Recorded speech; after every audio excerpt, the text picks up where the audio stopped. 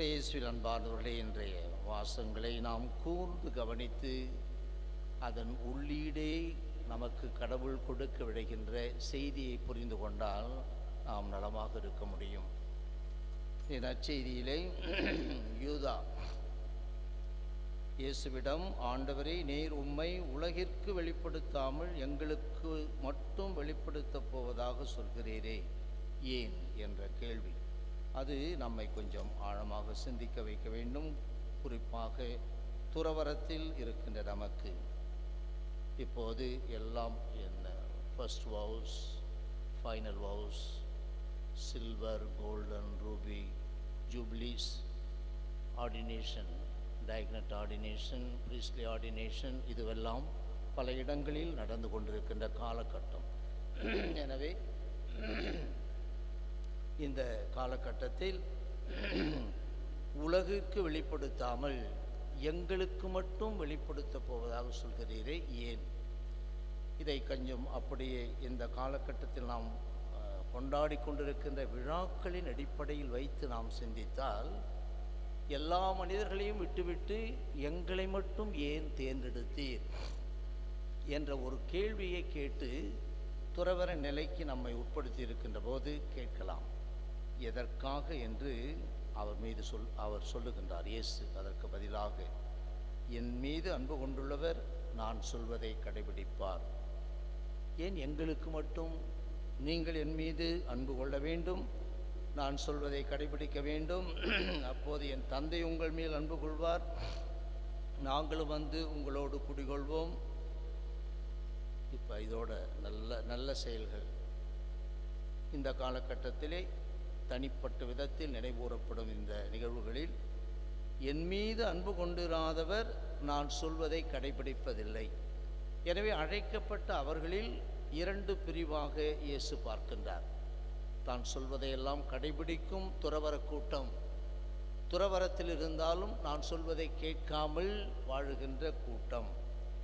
நீங்கள் கேட்கும் வார்த்தைகள் என்னுடையவை அல்ல, என்னை அனுப்பிய தந்தையுடையவை. உங்களோடு இருக்கும்போதே இதெல்லாம் சொல்லிட்டேன். அதனால் இப்பயும் உங்களுக்கு புரியலன்னா தூய ஆவி வருவார், அவர் உங்களுக்கு எல்லாவற்றையும் நினைவூட்டுவார். நாம் பாஸ் காலத்தில் இருக்கின்றோம். இது இறுதியிலே ஆண்டவருடைய விண்ணேற்றம், அதற்கு பிறகு தூய ஆவி அனுப்புதல் அவருடைய பெயரால். எனவே இந்த உள்ளீடாக இந்த நற்செய்தியில் கடவுள் நமக்கு கொடுக்கின்ற செய்தி, துறவரம் எங்களுக்கு மட்டும் ஏன் சொல்கிறீர்?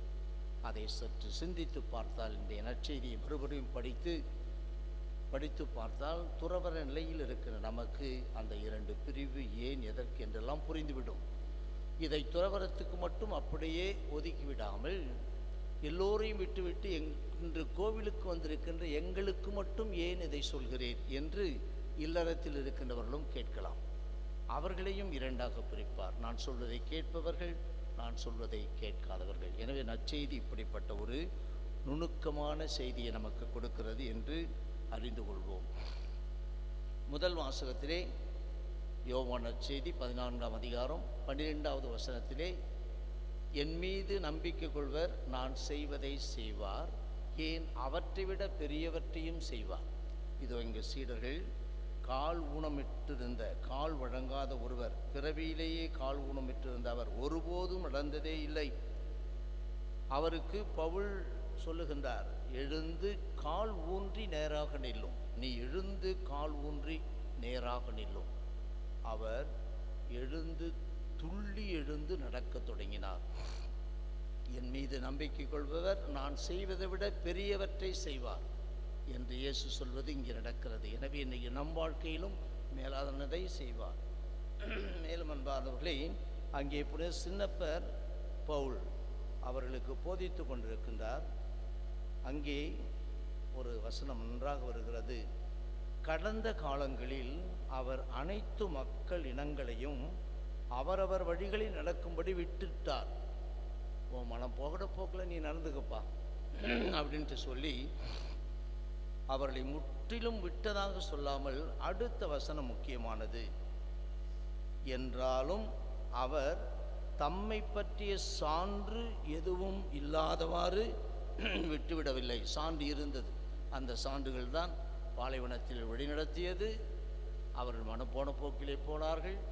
ஆனால் அவர்கள் திரும்பி வந்தபோது வானிலிருந்து உணவு வழங்கியது, பாறையிலிருந்து தண்ணீரை வழங்கியது. இப்படி அந்த அந்த ஆண்டுகளில் அவர் காலில் போட்டிருந்த செருப்பு தேயவில்லை, அவர்கள் அணிந்திருந்த உடைகள் அந்த நைந்து போகவில்லை. இப்படி கடவுள் பராமரிப்பார். எனவே அவர் வழியில் வாழ்ந்துகிட்டு இருக்கட்டும், ஆனால் கடவுள் செயல்பட்டு கொண்டே இருந்தார். என்று பல மாநிலங்களில் தேர்தல் முடிவுகள் கிடைக்கப் போகின்றது. அவரவர் வழியில் நடப்பதை போன்று தான் நடந்து கொண்டிருக்கின்றார்கள். இருந்தாலும் கடவுள் தன்னுடைய இருப்பை காட்டாமல் விட்டுவிடவில்லை, காட்டினார், காட்டுவார். இதைத்தான் நாம் ஆழமாக சிந்தித்து அந்த வகையில்தான் நம்பிக்கையோடு இந்த நாளை எதிர்நோக்குவோம். கடவுள் தன்னுடைய இருப்பை காட்டுவார். அவரவர் விருப்பப்படி நடந்தாலும் கூட அவருடைய விருப்பத்தை காட்டுவார் என்று உணர்வோம். இந்த நிலையிலே நமது இடைவிடா சகாய அன்னையிடம் நமது மன்றாட்டுகளை சமர்ப்பித்து உருக்கமாக ஜெபிப்போம்.